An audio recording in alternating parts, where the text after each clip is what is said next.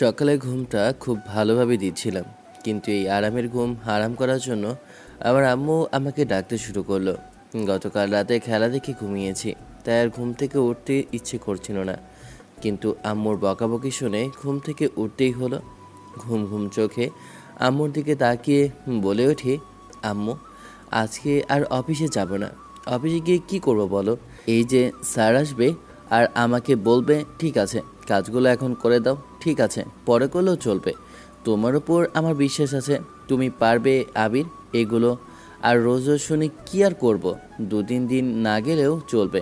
এসব কথা বলে কোলবালিশটা আমি হাতে নিয়ে আবারও জড়িয়ে ধরে ঘুমানোর প্রস্তুতি নিচ্ছি। ঠিক তখনই আম্মু আবারও চিৎকার করে আমার উদ্দেশ্যে বলে ওঠে, আর কথা কিছু আমি বলতে পারবো না। যা বলার আমি বলেছি। এখন যদি ঘুম থেকে না উঠিস, আমি কিছু জানি না। যখন চাকরিটা হারিয়ে ফেলবি তখন বুঝতে পারবি। এখন বলে তো আমার দোষ হয়ে যাচ্ছে, তাই না? ঠিক আছে, তাহলে তুই ঘুমিয়ে থাক আর চাকরিটা এদিকে চলে যাক। আমি কিছু জানি না, তুই ভালো জানিস। এমনিতেই অনেক কষ্টের পর চাকরিটা পেয়েছিস। আজ 5 দিন না যেতেই তুই এখন অলসতা করছিস। তোকে কে বলেছে এত রাত ধরে খেলা দেখার জন্য? মানুষে বিশ্বকাপ খেলা দেখে, তাই বলে কি তোর মতো এত দেখে নাকি? 2-1টা ম্যাচ দেখলে তো হয়। এত খেলা দেখার কি আছে শুনি? এখানে খেলার মধ্যে কি আছে? এখন বড় হয়েছিস, আগের মতো ছোট নেই। তাড়াতাড়ি ঘুম থেকে ওঠ, না হলে কিন্তু দ্বিতীয়বার আসলে আমি ঝাড়ু নিয়ে তোকে পেটাবো। আম্মুর বকাবকি শুনে ঘুম থেকে উঠতে বাধ্য হলাম। কি আর করার আছে? ঘুম ঘুম চোখে আমি আম্মুর উদ্দেশ্যে বলে উঠি, আরে আম্মু, আসলে আমার ঘুম তোমার সহ্য হয় না, সেটা আমি খুব ভালো করেই বুঝতে পারছি। কথাটা বলে ওয়াশরুমে গিয়ে রেডি হয়ে নিলাম। রেডি হয়ে নাস্তা টেবিলে বসতেই তখন আম্মু বলে ওঠে, শ্রাবণী নাকি 2 দিন আমাদের বাসায় থাকবে। আর হ্যাঁ, ও কি একটু রিসিভ করে নিয়ে আসিস অফিস থেকে আসার পরে। ও বিকেলে রেল স্টেশনে অপেক্ষা করবে, তুই ওকে গিয়ে নিয়ে আসিস। কথাটা শোনার পর আমার মনের মধ্যে যেন ফুর্তি হতে লাগলো। মন তো ভীষণ খুশি, কারণ শ্রাবণীকে দেখতে পাবো আজ অনেক দিন পর। শ্রাবণী আমাকে কোনো পাত্তাই দিত না, সব সময় কথা শোনাতো, কারণ আমি ছোটোখাটো একটা চাকরি করতাম। এখন তো ভালো জব পেয়েছি, তাই এখন ওর সামনে দাঁড়াতে পারবো। ও, আপনারা তো কিছুই বুঝতে পারতেছেন না আমি কি বলছি। চলেন আপনাদেরকে সব বুঝিয়ে বলি। আগে আমার পরিচয়টা দিই। আমি আবির, পরিবারের একমাত্র সন্তান। আমার বাবা অনেক আগে মারা গিয়েছে। আমি গ্র্যাজুয়েশন কমপ্লিট করি। এরপরে চাকরির খোঁজার জন্য এধারে ওধারে অনেকের কাছে যাওয়া হয়, কিন্তু কোথাও কোনো চাকরি পাইনি। অবশেষে এক স্যারের উপকারের ফলে আমাকে একটা কোম্পানিতে চাকরি দেওয়া হয়। আমার যোগ্যতা দেখে কোম্পানির স্যার আমাকে অনেক সম্মান করেন এবং ভালোবাসেন, তাই ভালো একটা পোস্টে আমাকে জব দেন। শ্রাবণী হলো আমার মামাতো বোন। ওকে আমি ছোটবেলা থেকে ভালোবাসি, কিন্তু ও সবসময় চেয়েছে আমি কেরিয়ারে বড় কিছু করি, তাহলে ও আমার ভালোবাসা অ্যাকসেপ্ট করবে এবং আমাকে বিয়ে করতে রাজি হবে। তার জন্য আমি অনেক চেষ্টাও করেছি এবং আজকে সফলতা পেয়েছি, তাই ওর সামনে দাঁড়াতে পারবো। আমি এইসব ভাবতে ভাবতে নাস্তাটা সেরে ফেললাম। এরপর ওখান থেকে অফিসের উদ্দেশ্যে রওনা দিলাম। অফিসের মধ্যে বসে আছি, আর কখন যে সময় পার হবে এইসব ভাবছি। আমাকে এভাবে খুশি দেখে আমার পাশের কলিগ আমাকে ডাক দিয়ে বলে ওঠে, কি ভাই, মনে হচ্ছে অনেক খুশি। এত খুশির কারণটা জানতে পারি নাকি? এত খুশি কেন?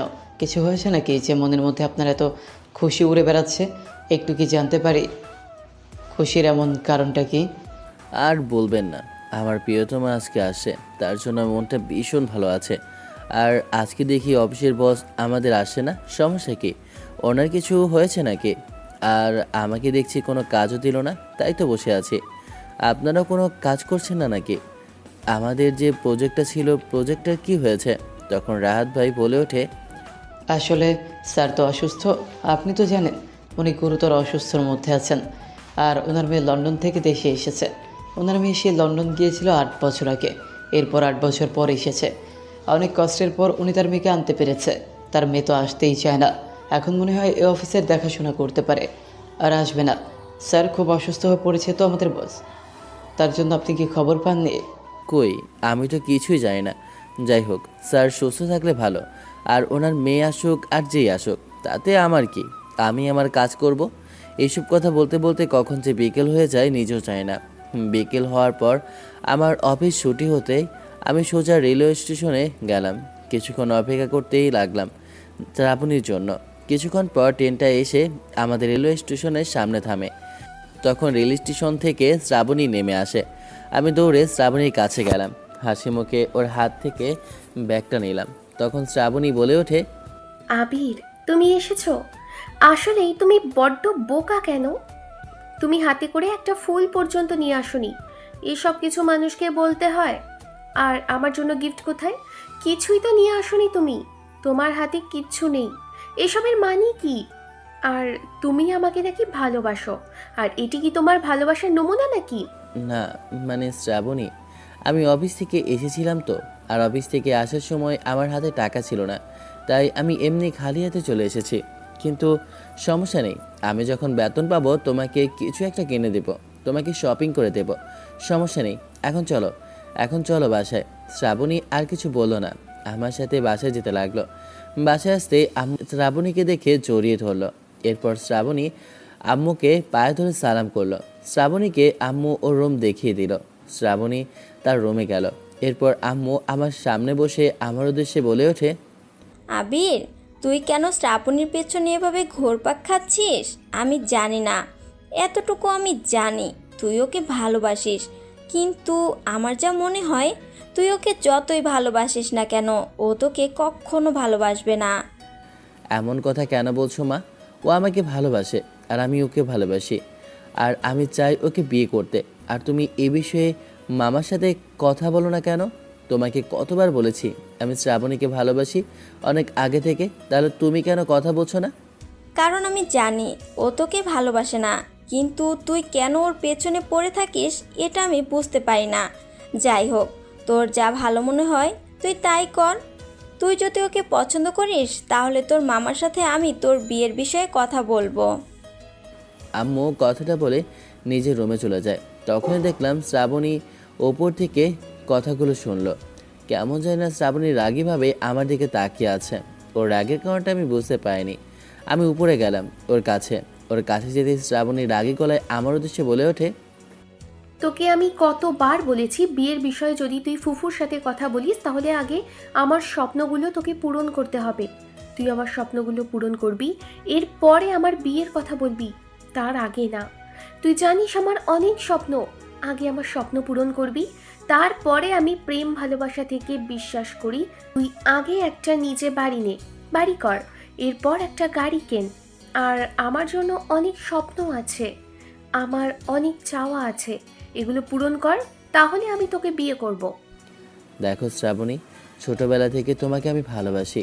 আমি তোমার জন্য সব কিছু করতে রাজি আছি, সব কিছু। তুমি জানো, যখন মামা অসুস্থ হয়ে যায় এরপর থেকে আমি সবসময় মামি আর মামার খেয়াল রাখি, তোমাদের দুজনের খেয়াল রাখি। কখনো তোমাদেরকে নিজের পর মনে করিনি। আমি তোমার জন্য সব কিছু করতে পারবো, কিন্তু প্লিজ এমন কথা বলো না। আমি তোমাকে বিয়ে করতে চাই, তাই এই বিষয়ে আমি আম্মুর সাথে কথা বলেছি। আম্মু রাজি হয়েছে। তুমি কেন রাজি হচ্ছ না? বিয়েটা হওয়ার পরে সব কিছুই হবে। তুমি কেন এমন করছো শ্রাবণী? আবির, তুমি কি বড্ড বোকা! চিরু কিছু বোঝো না। পৃথিবীতে বেঁচে থাকতে হলে মানুষের টাকার প্রয়োজন। দেখো তোমার কি আছে? শুধু ছোট্ট একটা ভাঙা বাড়ি, তাছাড়া কিছু আছে? না আছে একটা সুন্দর বাড়ি, না আছে গাড়ি, না আছে আমাকে দেওয়ার মতো তোমার সোনা গয়না। কি আছে তোমার বলো? এগুলো যবে তুমি করতে পারবে, এরপর তুমি আমাকে পাবে, তখন আমি তোমাকে ভালোবাসবো। আর এসব কথা বলবে না, না হলে কিন্তু আমি বাধ্য হব তোমার এখান থেকে চলে যেতে।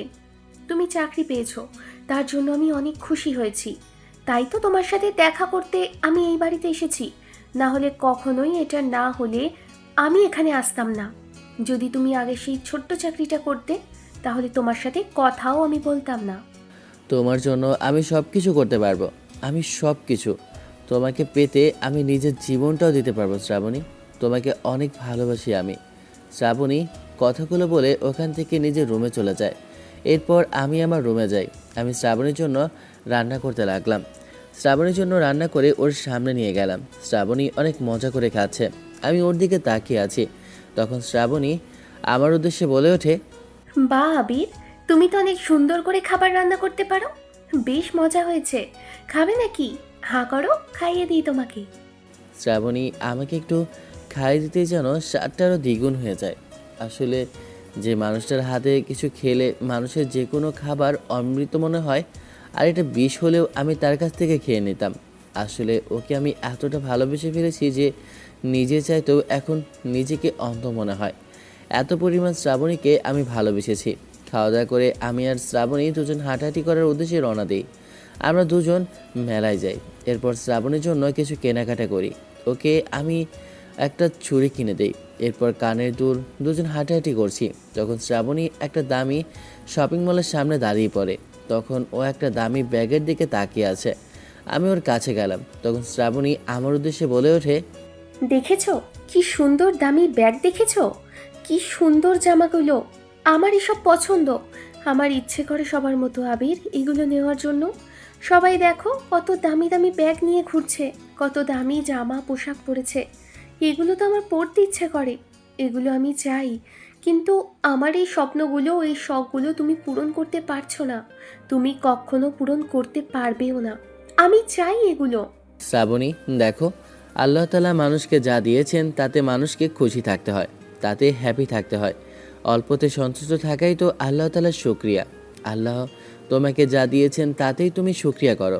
আল্লাহ তাআলা অনেকেই আমাদের থেকে নিম্ন স্থানে রেখেছেন, তাই বলে তারা কি কষ্টে আছে? না, তারা আল্লাহ তাআলার শুকরিয়া আদায় করছে। দেখো, একদিন আমারও হবে, আমিও তোমাকে এমন দামি পোশাক আর দামি ব্যাগ কিনে দিতে পারবো। শুধু একটু অপেক্ষা করো, আমি তোমাকে সব কিনে দেব। শুধু একটু ধৈর্য ধরো। আমি তোমাকে ভালোবাসি, আর তোমার জন্য সব কিছু এনে দিতে পারবো আমি। না আবির, পারবে না। তুমি তুমি আমার এই স্বপ্নগুলো পূরণ করতে পারবে না। আমার তো অনেক শখ, আমার অনেক ইচ্ছে। এই যে দেখো, এমন একটা দামি ব্যাগ আমি সবার সামনে দেখাবো, বলবো এই যে দেখো, এটা আমার বয়ফ্রেন্ড আমাকে নিয়ে দিয়েছে, এই দামি ব্যাগটা। কিন্তু সেটা তুমি পূরণ করতে পারছো না। শ্রাবণী মন খারাপ করে ওখান থেকে চলে যেতে লাগলো। আমি ওখানেই দাঁড়িয়ে রইলাম। আসলে আমার কাছে যদি পর্যাপ্ত টাকা থাকতো তাহলে অবশ্যই আমি শ্রাবণীর শখটা পূরণ করতে পারতাম। কিন্তু আমি যে চাকরিটা করি সেটার বেতন দিয়ে আমার আম্মুর অসুস্থতার খরচ আর বাসার খরচ এগুলো চালাতেই সব শেষ হয়ে যায়। মাত্র 30,000 টাকার বেতনে কীভাবে এত বড় বড় স্বপ্ন আর শখ পূরণ করা সম্ভব? কিন্তু শ্রাবণীর মনটা বড্ড খারাপ ওর এই ব্যাগটার জন্য। তাই আমি সামনে ব্যাগটার দিকে তাকিয়ে রয়েছি। ঠিক অপোজিট পাশে দেখলাম আরেকটি ব্যাগ, ঠিক ওই ব্যাগটির মতো, মনে হয় মাস্টার কপি। তাই ভাবলাম হয়তোবা শ্রাবণী বুঝতে পারবে না। তাই 3,000 টাকা দিয়ে ওই ব্যাগটা কিনে আমি গিফট বক্স করে বাসায় গেলাম। তখন আমার হাতে একটা গিফট দেখে আম্মু বলে ওঠে, কি রে, তোর হাতের মধ্যে কি আছে এভাবে লুকিয়ে রেখেছিস? এই তো শ্রাবণীর জন্য একটা গিফট কিনে এনেছিলাম। আম্মু আর কিছু বললো না, ওখান থেকে চলে গেল। আমি হাতের গিফটটা নিয়ে উপরে গেলাম। তখন দেখলাম নীলা বসে আছে, ওর চোখে পানি। আমি ওর সামনে গেলাম, এরপর হাতের গিফটটা ওর সামনে দিলাম। তখন নীলা কেমন অবাক হয়ে আমার দিকে একদৃষ্টিতে তাকিয়ে আছে। ব্যাগটা হাতে দিতেই শ্রাবণী ওখান থেকে এসে আমার উদ্দেশ্যে বলে ওঠে, কে আছে এখানে? কি নিয়ে এসেছো? দেখো খুলে, দেখো কি আছে। তখন শ্রাবণী ব্যাগটা খুলে দেখে, ওটার ভেতরে ওর পছন্দের ওই দামি ব্যাগটা দেখে খুশিতে আমাকে জড়িয়ে ধরে আর আমার উদ্দেশ্যে বলে ওঠে, ধন্যবাদ আবির, আমি যে কত খুশি হয়েছি তোমাকে বলে বোঝাতে পারবো না। আমি এখন এই ব্যাগটা নিয়ে সবাইকে দেখাতে পারবো। না না, দেখানোর প্রয়োজন নেই সবাইকে, মানুষ কি না কি মনে করবে। আচ্ছা ঠিক আছে, তুমি যা বলবে। কথাটা বলে ব্যাগটা নিয়ে আমি খুশিতে জড়িয়ে ধরলাম আবিরকে। এরপর ওকে ছেড়ে দিয়ে নিজেকে স্বাভাবিক করে আমি ব্যাগটা নিজের রুমে নিয়ে গেলাম। ছেলেটা আসলে মেয়েটার জন্য বড্ড পাগল। আমি মা হয়ে যদি কিছু করতে না পারি তাহলে নিজের কাছেও খারাপ লাগবে। তাই শ্রাবণীর বাবাকে একটা কল করি। ভাই সাহেব, আপনাকে একটা কথা বলতে চাই। এরপর আমি শ্রাবণী আর আবিরের বিষয়টা সব কিছু খুলে বলি। তারাও রাজি, তাই চাইছি সামনের সপ্তাহে বিয়েটা দিয়ে দিতে। সকালবেলা ঘুম থেকে উঠতেই আম্মু আমার কাছে আসে। এরপর আমার আর শ্রাবণের বিয়ের কথা বলে। আমার তো খুশিতে লুঙ্গি ডান্স দিতে ইচ্ছে করছে, কারণ যাকে ভালোবাসি অবশেষে তার সাথে আমার বিয়েটা হতে যাচ্ছে। এর থেকে খুশির আর কি হতে পারে? শ্রাবণী নাকি বাসায় চলে গিয়েছে। শ্রাবণীও বিয়েতে রাজি হয়েছে। আমি তো অনেক খুশি, কারণ অবশেষে আমার বিয়েটা হচ্ছে শ্রাবণীর সাথে, নিজের মনের মানুষের সাথে। তাই আমি মেল করে পাঠিয়ে দিলাম অফিসের মধ্যে যে আমি কিছুদিন আসতে পারবো না। দেখতে দেখতে আমার আর শ্রাবণীর দুজনের বিয়েটা সম্পন্ন হয়ে যায়। সকালবেলা ঘুমিয়ে আছি, তখনই শ্রাবণীর হাতের নরম স্পর্শে ঘুমটা ভেঙে যায়। তখনই শ্রাবণী ডাক দিয়ে বলে ওঠে, আরে তুমি এখনো ঘুমিয়ে আছো? ঘুম থেকে ওঠো, সেই কখন সকাল হয়েছে, এখন বেলা গড়িয়ে যাচ্ছে। তুমি অফিসে যাবে না? তোমার অফিসের সময় হয়ে যাচ্ছে তো। আমি শ্রাবণীর হাতটা শক্ত করে জড়িয়ে ধরলাম।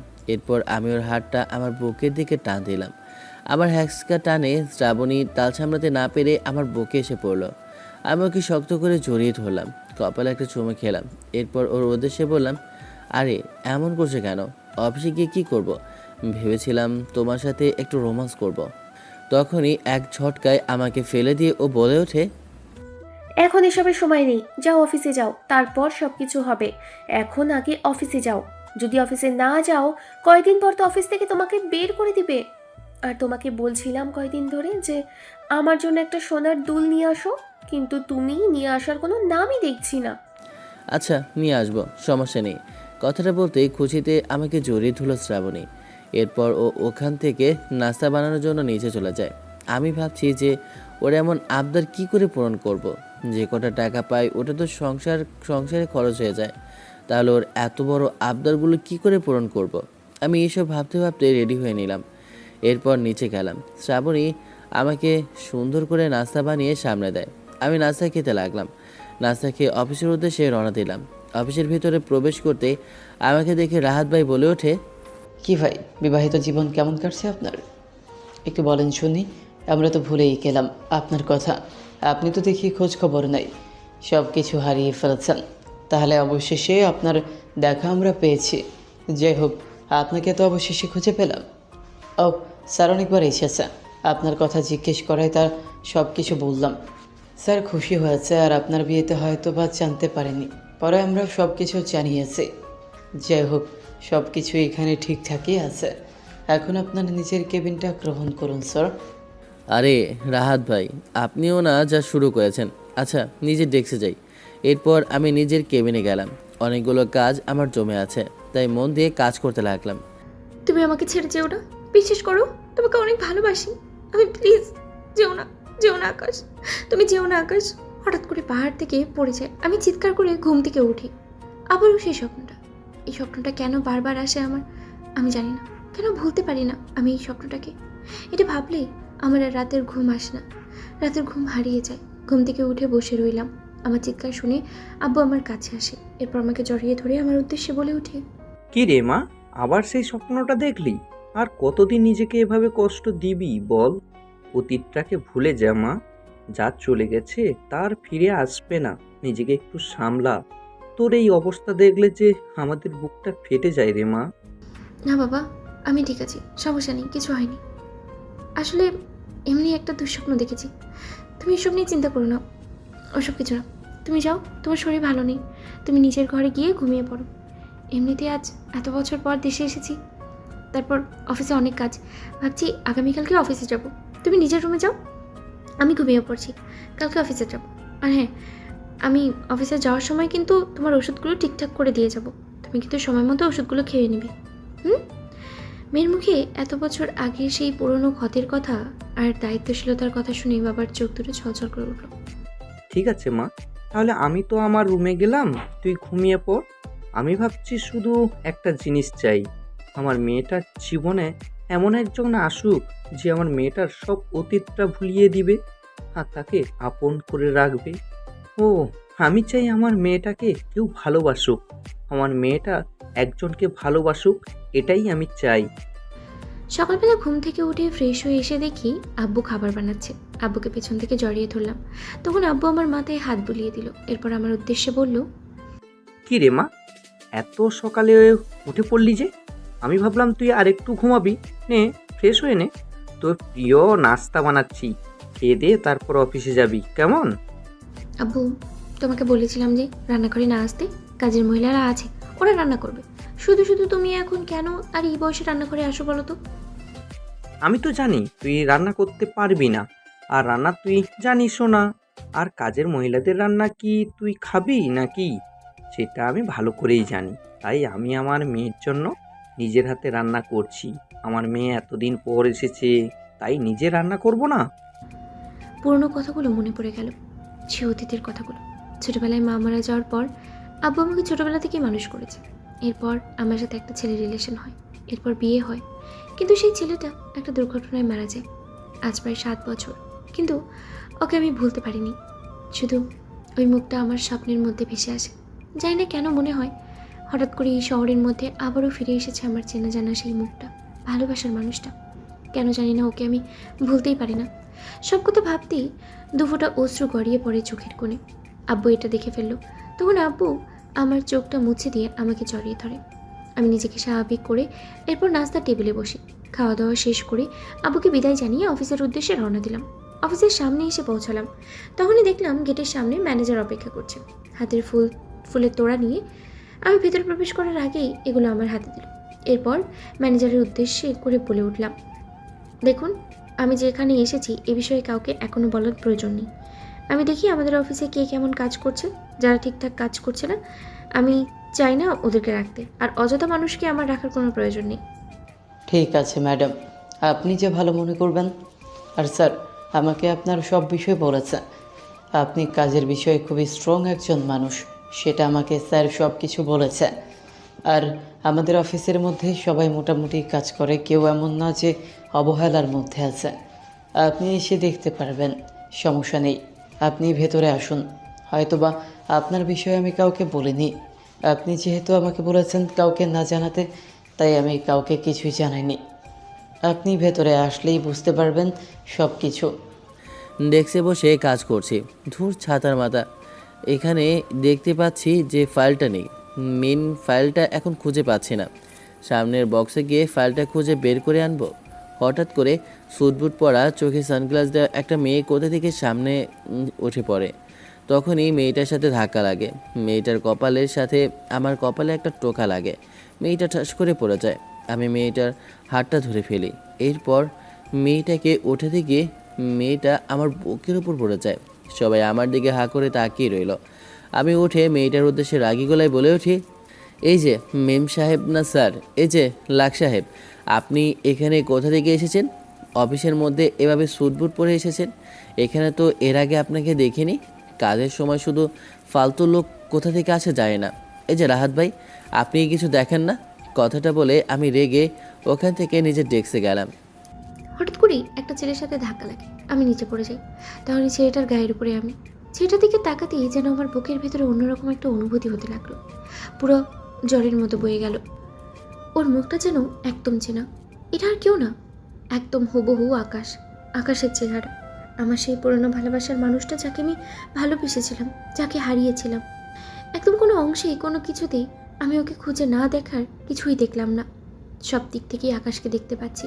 ওর মুখটা, ওরই আগের সেই ঠোঁটটা, ওর চোখ দুটো, সব কিছু একদম মনে হচ্ছে হুবহু আকাশ আমার সামনেই দাঁড়িয়ে আছে। আমার চোখ তো জল করছে। ও কি নিজের মনে বলে ডেস্কে চলে গেল। আমার ঠোঁট কাঁপছে। তখন আমি রাহাতের উদ্দেশ্যে কাঁপা কাঁপা ঠোঁটেই বলে উঠি, ম্যানেজার, এই যে ছেলেটা, ওই যে সামনে ডেস্কে বসলো, ছেলেটা কে? ম্যাডাম, ওকে একটু ক্ষমা করে দিন। ও আসলে বুঝতে পারেনি, ও আপনাকে চেনেনি। আসলে ও যা বলেছে ওকে মাফ করে দেবেন, কারণ ছেলেটা এখানে সব থেকে বেশি কাজ করে। আর আপনার বাবা ওকে এখানে চাকরিটা দিয়েছে। আপনার বাবাকে একদিন বাঁচিয়েছে, তার জন্য আপনার বাবা ওকে অনেক ভালোবাসে আর এখানে জব দিয়েছে। ও নিজের দায়িত্ব সহকারে সব সময় কাজ করে। অনেকদিন আসেনি, তাই কাজগুলো জমিয়েছিল, তাই ওর মাথা গরম ছিল, তাই হয়তোবা অনেক কিছু বলে ফেলেছে। প্লিজ ওকে মাফ করে দিবেন। ও আসলে খুব ভালো একটা ছেলে। ঠিক আছে, তুমি নিজের ডেস্কে যাও। আমি সামনে ছেলেটার দিকে কাছে এগিয়ে গেলাম। ছেলেটার কাছে গিয়ে ওর উদ্দেশ্যে বলে উঠি, কি করছেন আপনি? ডেস্কে বসে নিজের কাজ করছিলাম। তখনই হঠাৎ করে মেয়েটা এসে কথাটা বলল। একটু রাগী লোক নিয়ে মেয়েটার উদ্দেশ্যে বললাম, এই তো দেখতেই পাচ্ছেন ক্রিকেট খেলছি, দেখছেন নিজের কাজ করছি, তারপর আবার জিজ্ঞেস করছেন কি করছি? শুধু শুধু এত কিছু প্রশ্নের উত্তর দেবো কেন? আপনি কে শুনি? না মানে, আমি এমনি জিজ্ঞেস করছি, আপনি এখানে মানে কোন পোস্টে আছেন তার জন্য আর কি। আমি কি পোস্টে আছি আর কোথায় আছি আপনাকে বলতে যাব কেন? কোন দুঃখে বলতে যাব? আর আপনি এখানে কেন এসেছেন, কি জন্য? নিজের কাজ করেন, যত সব। আমি আর কিছু বললাম না, ওখান থেকে সোজা নিজের কেবিনে চলে গেলাম। কেবিনে বসে শুধু ছেলেটার কথাই ভাবছি, কীভাবে হুবহু ওর সাথে আমার আকাশ একসাথে মিলে যায়। দুজনের চেহারা কি করে এক হতে পারে, দুজনের ঘ্রাণ, দুজনের নিঃশ্বাস। আমি ওর কাছে গেলে আকাশের ফিল পাই। আমি কেন জানি না ওর প্রতি দুর্বল হয়ে গিয়েছি। প্রথম দেখায় আমার আকাশের কথা মনে পড়ে গিয়েছে। ওর মধ্যে আমি আমার আকাশকেই খুঁজে পাচ্ছি। আমি ওকে চাই, যে কোনো কিছুর বিনিময়ে আমি ওকে চাই। বসে নিজের কাজ করছিলাম, আর কোথা থেকে এসে প্যাক প্যাক শুরু করেছে। এমনি ভালো লাগছে না, তার উপর এত প্যাক প্যাক ভালো লাগে নাকি? বসে বসে কাজ করছি আর ভাবছি যে এমনিতে শ্রাবণী বলেছে ওর জন্য সোনার দুল নেওয়ার জন্য, না হলে যে কী অবস্থা করবে আল্লাহ জানে। এই রাগে মেয়েটার রাগ ভাঙানো অনেক বড় মুশকিল। ভাবছি ইমিটেশন নিয়ে কিছু কিনে নিয়ে যাব, বুঝতে পারবে না এসব ভাবছি। ঠিক তখনই রাহাত কোথা থেকে এসে বলে ওঠে, ভাই, মনে হয় আজকের পর থেকে তোকে আর দেখতে পারবো না। আয় বুকে আয়, অনেকদিন অনেক কথা হয়েছে, অনেক কিছু বলে ফেলেছি, ক্ষমা করে দিস আমাদের সবাইকে। রাহাতের মুখে কথাটা শুনে অবাক হয়ে ওর দিকে তাকিয়ে রইলাম। ও কি বলছে কিছুই তো বুঝতে পারছি না। কি ভাই রাহাত, আপনি কি বলছেন এসব? কিছুই তো বুঝতে পারছি না।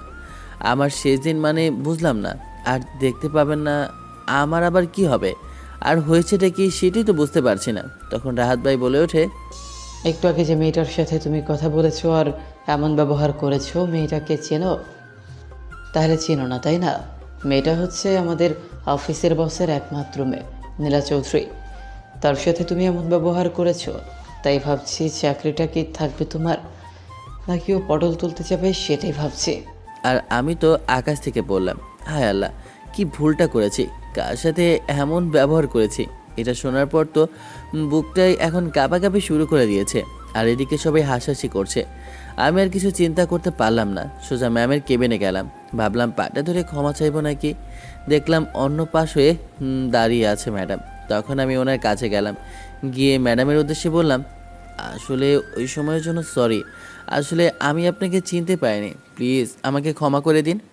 পিছন ঘুরে তাকিয়ে দেখি সামনে দাঁড়িয়ে আছে আবির। ও দেখে পুরো শরীর ঘেমে গিয়েছে। সামনে থাকা গ্লাসটা এগিয়ে দিলাম, এরপর ওর উদ্দেশ্যে বললাম, আরে আপনি এখানে দাঁড়িয়ে আছেন কেন? বসেন, বসে পানিটা খান। আপনার মনে হচ্ছে গলা শুকিয়ে গিয়েছে, পুরো শরীরটা এভাবে ঘামছেন কেন? ওপরে তো এসে চলছে, তারপরে কেন ঘামছেন? না ম্যাডাম, আসলে আপনার সাথে খারাপ ব্যবহার করেছি। এখন যদি আমাকে চাকরি থেকে বের করে দেন তাহলে আমি সংসার চালাবো কি করে? আরে না, আমি কেন আপনাকে চাকরি থেকে বের করব? আমি তো এমনিই আপনার উপরে খুশি হয়েছি, আপনার কাজের আগ্রহ দেখে। আমি তো ভেবেছি আপনাকে আরও প্রমোশন দিব। যাই হোক, চিন্তা করার প্রয়োজন নেই। সামনে থাকা গ্লাসের পানিটা ঢকঢক করে পুরোটা খেয়ে ফেললাম। এরপরে মনে হয় হাঁপ ছেড়ে বাঁচলাম। ধন্যবাদ ম্যাম, আসলে আপনার মনটা অনেক বড়। আপনি খুব ভালো মনের একজন মানুষ। আর মনে মনে ভাবছি, শালা হারামি রাহাত, শুধু শুধু এই ম্যাডাম, সুন্দরী ম্যাডামের কথা বলছিস, ও নাকি রাগী স্বভাবের, কিন্তু দেখ কত শান্ত স্বভাবের, আমার সাথে কথা বলছে। দেখতে হেব্বি সুন্দরী, কি আর বলবো। যে কোনো ছেলে দেখেই ক্রাশ খাবে, কিন্তু আমার থেকে নাকি 5 বছরের সিনিয়র। তার নাকি আগে বিয়ে হয়েছিল, কিন্তু হাজব্যান্ড মারা গিয়েছে, এতটুকু আমি শুনেছি রাহাত ভাইয়ের কাছ থেকে। আমি আর কিছু বললাম না। এরপর আমি নিজের কেবিনে গেলাম। আমার এমন শান্ত স্বভাব দেখে রাহাত ভাই আমার উদ্দেশ্যে বলে ওঠে, কিছু হয়েছে নাকি? তখন আমি তার উদ্দেশ্যে বলে উঠি, আরে কি হবে, তোমার ভাইকে চেনো না? শার্টের কলারটা ধরে বলে উঠি, শুধু শুধু এইসব কথা বলার কি আছে? আমি গেলাম আর বললাম যে, দেখুন আমি চাকরি করতে পারবো না, আমার অনেক বড় বড় জায়গার মধ্যে অফার আসে। আরে আমার কথা শুনে তো মেয়েটা একেবারে গলে গিয়েছে, বলল যে সমস্যা নেই। আমি তো কিছু বলিনি, আমি তো তোমাকে কিছুই বলিনি, ভুল আমার হয়েছে। আমাদের এখানে চাকরি তোমাকে করতেই হবে, না হলে আমরা যে তোমার মতো একজন হুনহান লোককে হারিয়ে ফেলবো। ভাই, তোর মধ্যে যে এত প্রতিভা জানতাম না তো। রাহাত ভাই ওখান থেকে চলে যায়, আর আমি মনে মনে ভাবছি, আল্লাহ বাঁচিয়েছে, আজকে যে কি একটা কিছু হয়ে যেত। আমি এসব ভেবে কাজটা শেষ করলাম। আমি কাজ করছি, তখনই খেয়াল করলাম যে নীলা ম্যাডাম কেমন জানি আর চোখে আমার দিকে তাকিয়ে আছে অদ্ভুতভাবে। বুঝতে পারছি না, ওনার চোখে চোখ পড়তে উনি চোখ নামিয়ে নেয়। ওনার চোখ খুবই মায়াবী, যে কোনো পুরুষ আকৃষ্ট হতে বাধ্য হবে। কিন্তু আমি তো একজনকে ভালোবাসি, সে মানুষটা হচ্ছে শ্রাবণী। আমি কাজ শেষ করে বাসায় যাব, কিন্তু কোনো গাড়ি খুঁজে পাচ্ছিলাম না। তখনই আমার সামনে আহ, একটা গাড়ি দাঁড়ায়। আমার সামনে গাড়ি দাঁড় করায় নীলা ম্যাডাম। তখন আমার উদ্দেশ্যে বলে ওঠে, কি আবির, কোনো গাড়ি খুঁজে পাচ্ছ না? চলো আমি তোমাকে বাসায় পৌঁছে দিই। না ম্যাডাম, প্রয়োজন নেই। এই তো গাড়ি খুঁজে পেলে আমি চলে যাব। এমনিতে অনেক দেরি হয়ে গিয়েছে। আপনি আপনার বাসায় চলে যান। শুধু শুধু আমার জন্য কেন কষ্ট করবেন? আপনার এত দামি গাড়িতে আমি উঠলে মানাবে নাকি? কারণ গাড়িটা অনেক দামি, কারণ এটা ফেরারি। এসব গাড়িতে আমার মতো সাধারণ লোক মানাবে না, তাই আমি কথাটা বললাম। তখন দেখলাম গাড়ি থেকে নীলা ম্যাডাম নেমে যায়। এরপর আমার সামনে দাঁড়িয়ে রাগে গলায় আমার উদ্দেশ্যে বলে ওঠে, দেখো, নিজেকে কখনো ছোট মনে করবে না, ঠিক আছে? আর তোমাকে কোনো অংশেই খারাপ দেখাচ্ছে না। তুমি অনেক সুইট একটা ছেলে।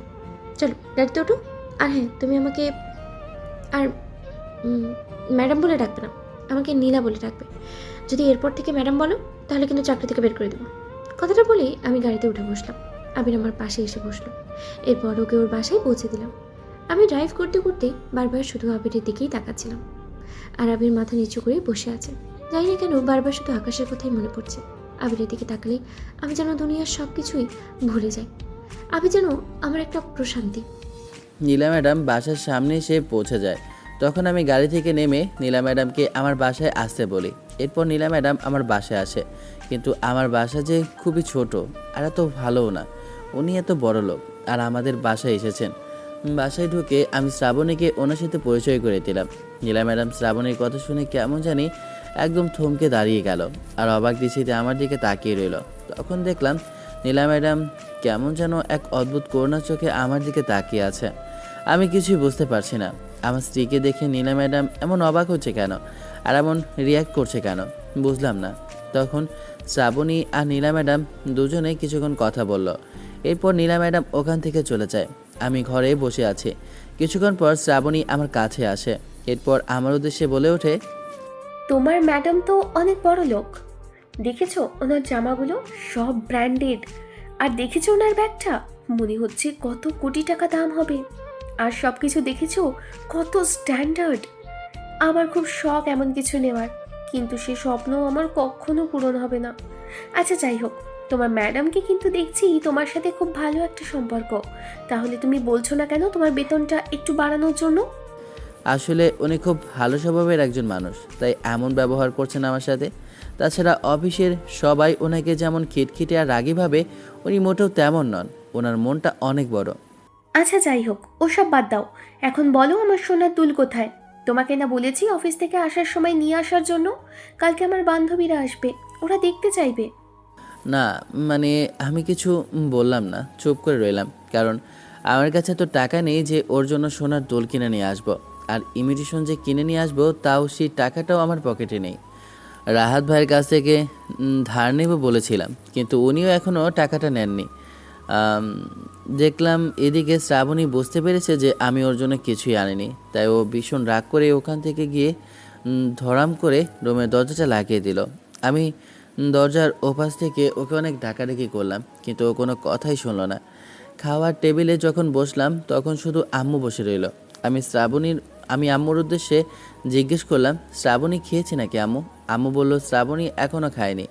আমি তড়িঘড়ি করে খাবার শেষ করে আবার শ্রাবণীকে ডাকলাম, কিন্তু ভেতর থেকেও কান্না করছে, কোনো কথাই শুনছে না। তাই কী আর করবো, বাধ্য হয়ে শেষমেশ রাহাত ভাইকে কল করলাম।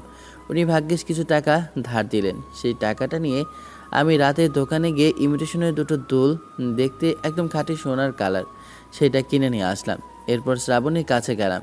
দরজা খুলে ওর হাতে যখন দুল দুটো দিলাম, ও তো খুশিতে একেবারে আত্মহারা। সঙ্গে সঙ্গে আমাকে জড়িয়ে ধরে বলে ওঠে, তুমি অনেক ভালো আবির। কথাটা বলে আমি আবিরকে জড়িয়ে ধরলাম। সত্যি আমি ভাবতে পারিনি তুমি আজকেই এটা নিয়ে আসবে। কাল বান্ধবীদের সামনে আমার আর কোনোভাবেই ছোট হতে হবে না। থ্যাংক ইউ সো মাচ আবির।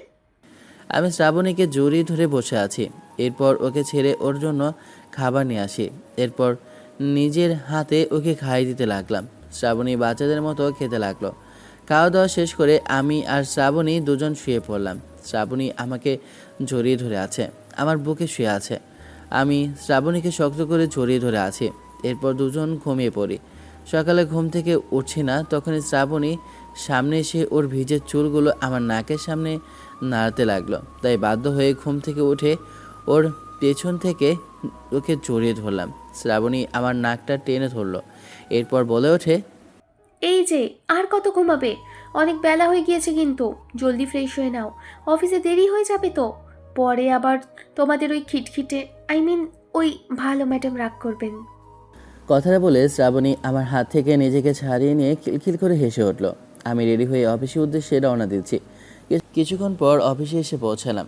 তখনই দেখলাম নীলা ম্যাডাম অফিসে প্রবেশ করছে। এরপর অফিসে প্রবেশ করে আমার কাছে এসে আমার উদ্দেশ্যে বলে ওঠে, আবির, তোমার আজকে কাজ করা লাগবে না, চলো আমার সাথে। চলো, তোমাকে একটা জায়গায় নিয়ে যাব। আমি তো অবাক হয়ে নীলা ম্যাডামের দিকে তাকিয়ে রয়েছি। কাজ ছেড়ে আমি আবার নীলা ম্যাডামের সাথে কোথায় যাব? আমাকে এক প্রকার জোর করে উনি নিয়ে যেতে লাগলো। তাই আমি আর কি করব?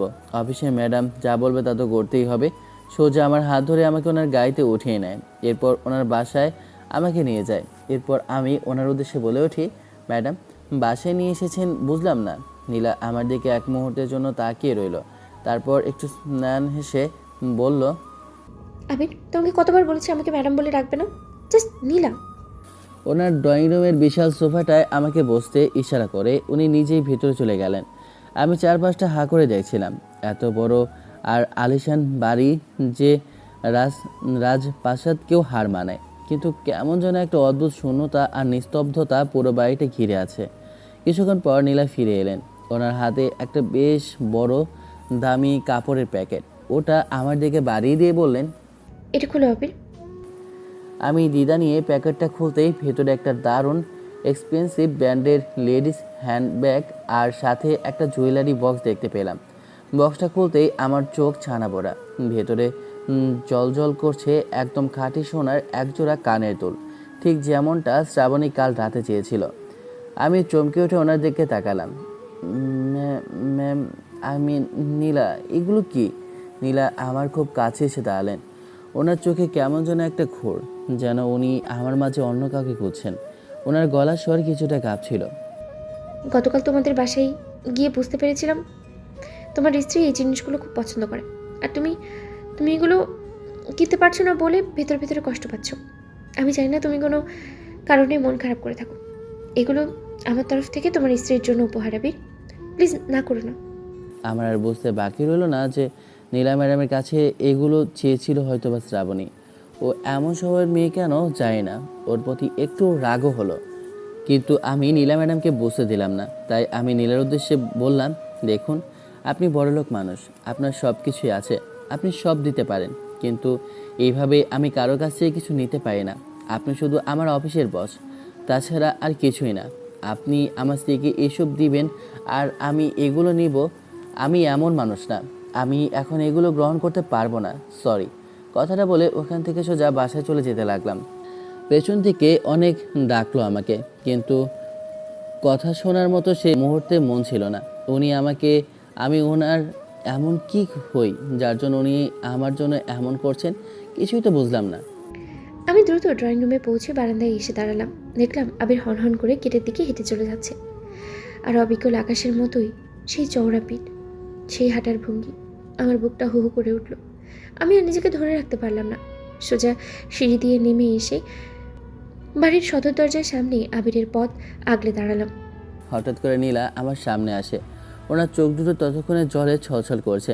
নীলা কাঁপা কাঁপা গলায় বলল, তখন নীলা বলল, প্লিজ 1 মিনিট শোনো, তুমি ভুল বলছো।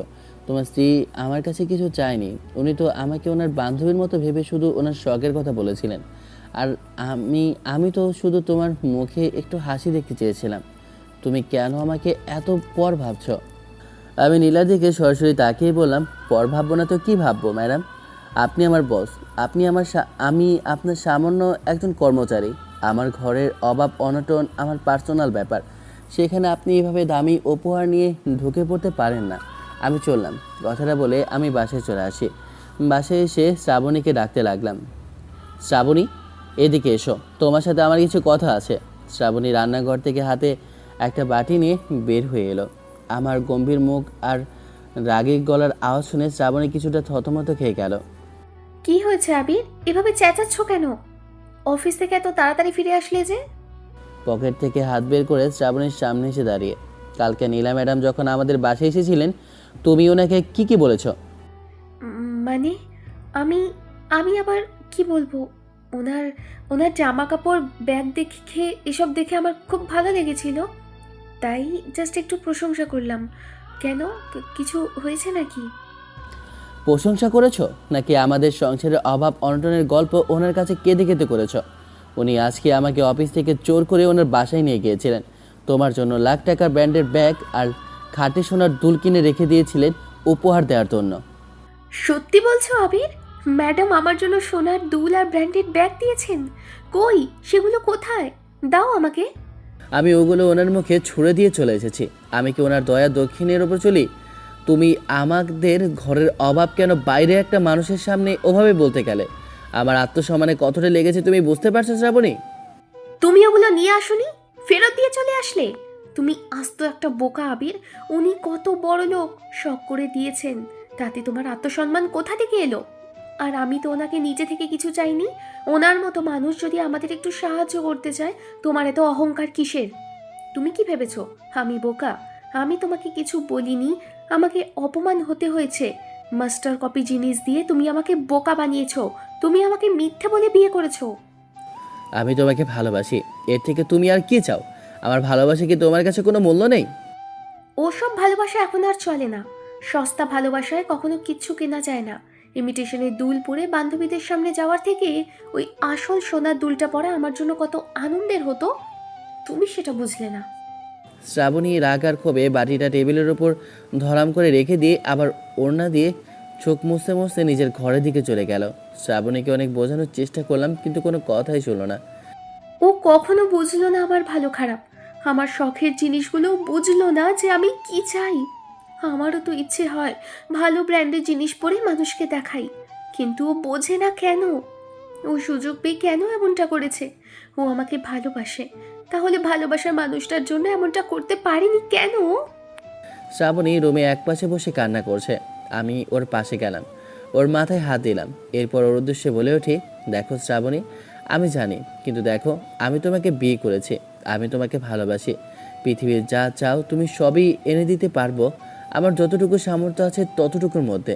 কিন্তু দেখো, পৃথিবীতে এত ভালোবাসা তোমাকে কেউ দেবে না যতটা ভালোবাসা আমি তোমাকে দেব। আমি তোমাকে নিজে চাইতে অনেক বেশি ভালোবাসি শ্রাবণী, তুমি এমনটা করো না। আমার খুব কষ্ট লাগে তুমি কান্না করলে।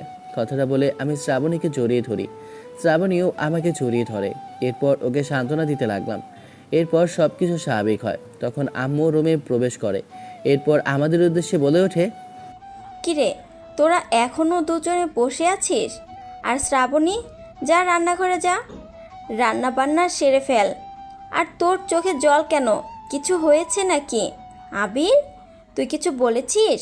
শুধু শুধু মেয়েটাকে কেন কষ্ট দিচ্ছিস? যা, দুজন বিকেলে একটু ঘুরে আসিস। আম্মু কথাটা বলে ওখান থেকে চলে যায়। শ্রাবণী নিজের কাজে চলে যায়। আমি শুধু বসে বসে ভাবছি যে নীলা ম্যাডাম আমার সাথে এমন করার কারণটা বুঝতে পারছি না। উনি জানেন আমি বিবাহিত, তারপরেও শুনে এমনটা কেন করতে গিয়েছেন? আমার সংসারটা উনি ভাঙতে কেন চান? আর এইসব কথা ভাবছিলাম। সন্ধ্যায় খাওয়া দাওয়া করে আমি আর শ্রাবণী দুজনে ঘুমিয়ে পড়ি। শ্রাবণী আমার বুকে শুয়ে আছে, আমাকে জড়িয়ে ধরে। আমিও শ্রাবণীর কপালে চুমু খেয়ে দুজনকে জড়িয়ে ধরে ঘুমিয়ে পড়ি। আমার চোখ দিয়ে পানি পড়ছে শুধু বারবার। কেন আবিরের কথা আমার মনে পড়ছে? আমি আবিরকে ভালোবেসে ফেলেছি, কারণ আমার ভালোবাসার মানুষটা যে লুকিয়ে আছে আবিরের মধ্যে। আবিরকে দেখে আমার মনে হচ্ছে যে আবির আমার আকাশ, সেই আকাশ যে আকাশকে আমি মন থেকে ভালোবেসেছি, যাকে আমি এখনও ভালোবাসি। আমি আমার আকাশকে ফিরে পেয়েছি। যে কোনো বিনিময়ে আমি আমার আকাশকে চাই। আমি আবিরকে পেলে সব কিছু ভুলে যাব। আমি আবিরকে চাই, ওকে ছাড়া আমি যে বাঁচবো না। অফিসের মধ্যে মেল করে বলে দিই কিছুদিনের জন্য আমাকে অস্ট্রেলিয়াতে যেতে হবে একটা মিটিংয়ের জন্য। আর আবিরকে আমার পার্সোনাল অ্যাসিস্ট্যান্ট হিসেবে নিয়োগ দেওয়া হয়েছে, ওর স্যালারিও বেড়েছে।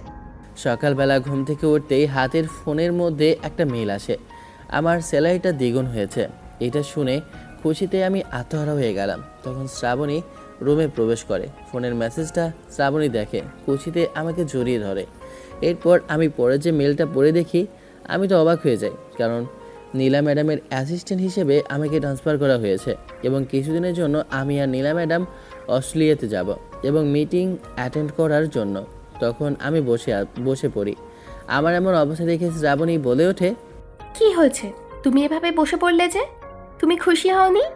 আমি তো অনেক খুশি হয়েছি। তোমার স্যালারি এখন 1,00,000 টাকা করা হয়েছে। এর থেকে আর কি খুশি হতে পারে?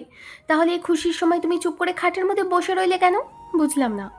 শ্রাবণী দেখো, আমি চাকরিটা করতে চাই না। নীলা ম্যাডাম তার পার্সোনাল অ্যাসিস্ট্যান্ট হিসেবে আমাকে নিয়োগ দিয়েছেন। তার সাথে আমাকে অস্ট্রেলিয়া যেতে বলছেন একটা মিটিং অ্যাটেন্ড করার জন্য। আমার দ্বারা সম্ভব না ওনার সাথে যাওয়া। ওনার যেন আমার প্রতি কেমন অন্যরকম একটা টান, এটা আমি অনুভব করতে পারি। আমি চাই না শুধু শুধু ওনার ওখানে জব করতে। উনি যতদিন আছেন আমি চাই না ওখানে জব করতে। আমি রিজাইন দিয়ে দিব ভাবছি। আমার কথা শুনে কেমন একটা রেগে যায়। শার্টের কলারটা চেপে ধরে শ্রাবণী আমার উদ্দেশ্যে বলে ওঠে, কি বলছো তুমি এসব? তুমি যাবে না মানে? তোমার মাথা ঠিক আছে? তুমি জানো যে আমি কত অপেক্ষা করেছিলাম যে তুমি কবে ভালো একটা চাকরি পাবে, তোমার ভালো বেতন হবে, তাহলে আমি নতুন একটা বাসায় উঠবো। আর তুমি বলছো তুমি চাকরিটা ছেড়ে দিবে? আরে তোমার কি মাথা ঠিক আছে? তুমি চাকরিটা ছেড়ে দিলে আমি কিন্তু তোমাকে ছেড়ে এখান থেকে চলে যাব। একদম বাপের বাড়ি সারা জীবনের জন্য চলে যাব, আর কখনো আসবো না। শ্রাবণী রেগে কথাটা বলে ওখান থেকে হনহন করে হেঁটে গেল। আমি শুধু শ্রাবণী চলে যাওয়ার দিকে তাকিয়ে রইলাম, আর কিছু বলতে পারলাম না। ঠিকই আছে শ্রাবণী, তুমি যা চাও তাই হবে। তুমি যদি চাও আমি এখানে চাকরি করি, এখানেই জব করি, তুমি যা বলবে আমি তাই করব। আমি তোমাকে অনেক ভালোবাসি, আমি তোমার জন্য সব কিছু করতে পারবো। কথাটা বলে আমি রেডি হয়ে অফিসের উদ্দেশ্যে রওনা দিলাম। তখন পেছন থেকে আম্মু নাস্তা খাওয়ার জন্য ডাকে, কিন্তু আমি নাস্তা না করে অফিসের উদ্দেশ্যে রওনা দিই। আমার সাথে শ্রাবণীর বিয়ে হয়েছে ঠিকই, কিন্তু এখনও পর্যন্ত আমাদের ভালোবাসাটা ঠিকমতো হয়নি। কিন্তু কেন এমনটা শ্রাবণী করছে জানি না। আমি শ্রাবণীর কাছে সবসময় একজন অযোগ্য স্বামী হয়ে উঠেছি। আমি ওর যোগ্য এখনও হতে পারলাম না। ওর শখ বিলাস আশা এখনও কিছুই পূরণ করতে পারলাম না। ওর দামি পোশাক দামি জিনিসপত্র কিছুই কিনে দিতেও পারলাম না। তাই তো এখনও পর্যন্ত ও আমাকে স্পর্শ করার সে অধিকারটা আমাকে এখনও দেয়নি। ওকে শুধু বিয়ে করেছি এই শর্তে যে আমি যেদিন ওর সব স্বপ্ন পূরণ করব সেদিন ও আমাকে ওর কাছে ঘেঁষে দিবে, তার আগে না। কথাটা ভাবতে বুকটা ফেটে যাচ্ছিল। যাকে এতটা ভালোবাসি, যাকে ভালোবেসে সব কিছু করে বিয়েটা করেছি, কিন্তু সে মানুষটা শুধু টাকার জন্য আমাকে তার কাছে আসতে দেয় না। কথাটা ভাবতে আমার খুব কষ্ট লাগে, কিন্তু আমি তার জন্য সব কিছু করতে পারবো, কারণ আমি যে তাকে ভালোবাসি। আমার ভালোবাসা যে গভীর, অনেক গভীর, যে ভালোবাসাটা কখনো মাপা সম্ভব না। এসব ভাবতে ভাবতে অফিসে চলে আসি। আমাকে দেখে তখন রাহাত ভাই জড়িয়ে ধরে বলে ওঠে, ভাই, আরে আবির, কী অবস্থা তোমার? আরে তোমার তো প্রমোশন হয়ে গিয়েছে ভাই। এতদিন থেকেও প্রমোশন আমরা করতে পারলাম না, আর তোমার প্রমোশন হয়ে গিয়েছে। যাই হোক, কংগ্রেচুলেশন। আর হ্যাঁ ভাই, আমাদের কিন্তু ট্রিট দিতে হবে। এই তো নীলা ম্যাম আসছে বলে, চলো নিজের কেবিনে চলো। এখন তো তুমি পার্সোনাল নীলা ম্যাডামের অ্যাসিস্ট্যান্ট হয়ে গিয়েছো। আর কি করার, পার্সোনাল অ্যাসিস্ট্যান্ট, তার সাথে সাথেই যেতে হবে। আর তোমার টিকিটের ব্যবস্থা করেছে, তোমরা আজকেই যাবে অস্ট্রেলিয়ায়। একটা মিটিং আছে, ওখানে অ্যাটেন্ড করবে। আমাদের কথার মাঝে তখনই নীলা ভেতরে প্রবেশ করে। ভেতরে কেবিনে প্রবেশ করে আমাকে ডাক দেয়। আমি ভেতরে গেলাম। এরপর নীলা আস্তে আস্তে আমার সামনে আসলো, একদম কাছাকাছি। নীলার গরম নিঃশ্বাস আমার মুখে পড়তে লাগলো। আমার কাছে কেমন জানি অন্যরকম লাগছিল। আমি কি করব বুঝতে পারছি না। হাত দুটো পিছনে দিয়ে আমি সোজা মাথা নিচু করে দাঁড়িয়ে আছি। তখন নীলা ম্যাডাম আমার উদ্দেশ্যে বলে ওঠে, আবির, ওই সময়ের ব্যাপারের জন্য আমি আসলে দুঃখিত। আমি খুবই লজ্জিত। আমি জানি তুমি খুব কষ্ট পেয়েছো, কিন্তু বিশ্বাস করো আমি এমনটা কিছু ইচ্ছাকৃতভাবে করিনি। ওই সময় আমি অন্য মানুষ হয়ে পড়েছিলাম। প্লিজ আমাকে ক্ষমা করে দাও। না, আপনি শুধু শুধু আমার কাছে কেন ক্ষমা চাচ্ছেন? সমস্যা নেই, ওসব আমি ভুলে গিয়েছি। ওগুলো নিয়ে কথা না বললেই ভালো। এখন কাজের বিষয়ে কথা বলি। আপনি আমাকে ওখান থেকে ট্রান্সফার করে আপনার পার্সোনাল পিএ হিসেবে রেখেছেন, তাই আজকে আমাদের অস্ট্রেলিয়া যেতে হবে। তাই হয়তোবা কিছুক্ষণ পর আমাদের ফ্লাইট, তাই এখনই বের হতে হবে। আমি সব কিছু গুছিয়ে নিয়ে এসেছি, এখন বের হলে ভালো হয়। হ্যাঁ, ঠিক বলেছো। তাহলে চলো এখনই বের হয়ে পড়ি। তখনই হঠাৎ করেই নিজের অজান্তে আমি আবিরের হাতটা ধরে ফেলি। আবির এটা দেখার পর ও নিজের ইচ্ছেই আমার হাতটা ছাড়িয়ে নেয়। এরপর দুজনেই অন্যরকমভাবে আবারও হাঁটতে শুরু করি। এরপর অফিস থেকে বের হয়ে গাড়ির সামনে যাই। আমি সামনে বসি, তখন পেছনে আবির বসতেই ওর উদ্দেশ্যে বলে উঠি, আচ্ছা তোমার কি আমাকে ড্রাইভার মনে হয়? তাহলে পেছনে বসে আছো কেন? সামনে বসো। তখন আবির কিছু না বলে আমার পাশে এসে বসে। এরপরে দুজনেই এয়ারপোর্টে যাই। এয়ারপোর্টে গিয়ে আমরা কিছুক্ষণ অপেক্ষা করার পর আমাদের প্লেন চলে আসে। দুজনেই প্লেনে উঠে বসি। আমার আর আবির দুইজনেরই পাশাপাশি সিট। ভিআইপি সিট বুকিং করা হয়েছে। আমাদের দুজনের প্লেন যাত্রা প্রায় ঘন্টাখানেকের মতো। এর মধ্যে আবির ঘুমিয়ে গিয়েছে। ঘুমন্ত অবস্থায় আবিরকে খুব মায়াবী লাগছে। ওকে মনে হচ্ছে যেন কোনো স্বপ্নের রাজকুমার। আমি ওর দিকে তাকিয়ে আছি। কখন যে অস্ট্রেলিয়ায় পৌঁছে গিয়েছি নিজেও জানি না, কারণ নরম হাতে স্পর্শে ঘুমটা ভেঙে যায়। সামনে তাকিয়ে দেখি আমার সামনে দাঁড়িয়ে আছে নীলা। বুঝতে পারলাম আমরা নিজেদের গন্তব্যস্থানে পৌঁছে গিয়েছি। তাই আমি নীলার পেছনে যেতে লাগলাম। এরপর একটা আলিশান রেস্টুরেন্টের সামনে এসে দাঁড়ালাম। এটা মনে হচ্ছে হোটেল, এখানে আমাদের থাকার ব্যবস্থা। তা আর আমি কিছু বললাম না, নীলার পেছনে যেতে লাগলাম। এরপর একটা রুমে গেলাম। তখন আমি নীলার উদ্দেশ্যে বলে উঠি, রুম কি দুজনকেই একটা রুমেই থাকতে হবে? আসলে আর রুম পাওয়া যায়নি, তাই আমাদের দুজনকে এই একটা রুমেই থাকতে হবে। সমস্যা নেই, এখানে দুটো খাট আছে। তুমি ওই পাশে ঘুমাতে পারবে, আমি এই পাশে ঘুমাতে পারবো। আর ভেতরে কিচেন আছে, রান্নাঘরে সব কিছু এখানে আছে। আর বাইরের খাবার আমি তেমনটা পছন্দ করি না, তাই এখানে আমাদেরকেই রান্না করতে হবে। আমরা এখানে মাত্র 2 দিন থাকবো। ঠিক আছে, সমস্যা নেই। আমি না হয় রান্না করতে পারি, আমি না হয় রান্না করে দিব, সমস্যা নেই। সত্যি বলছো আবির, তুমি রান্না করতে পারো? ওয়াও, জানতাম না তো। আর তোমাকে কতবার বলেছি আমাকে প্লিজ ম্যাডাম বলে ডাকবে না, আমরা আজকে থেকে বন্ধু। আবিরের উদ্দেশ্যে হাত বাড়িয়ে কথাটা বললাম। আবির অনেক কিছু চিন্তা করে এরপর ওর হাতটা দিয়ে দুইজনেই আমরা ফ্রেন্ডশিপ করে নিলাম। এরপর ওর উদ্দেশ্যে বলে উঠি, নীলা প্লিজ আবির, আমার সাথে বন্ধুর মতো আচরণ করো। কারণ আমার তো কখনো কোনো বন্ধু ছিল না, কেউ নেই শুধু বাবা ছাড়া। তাই প্লিজ আমার সাথে এমন ব্যবহার করো না, বসের মতো আমাকে দেখো না প্লিজ।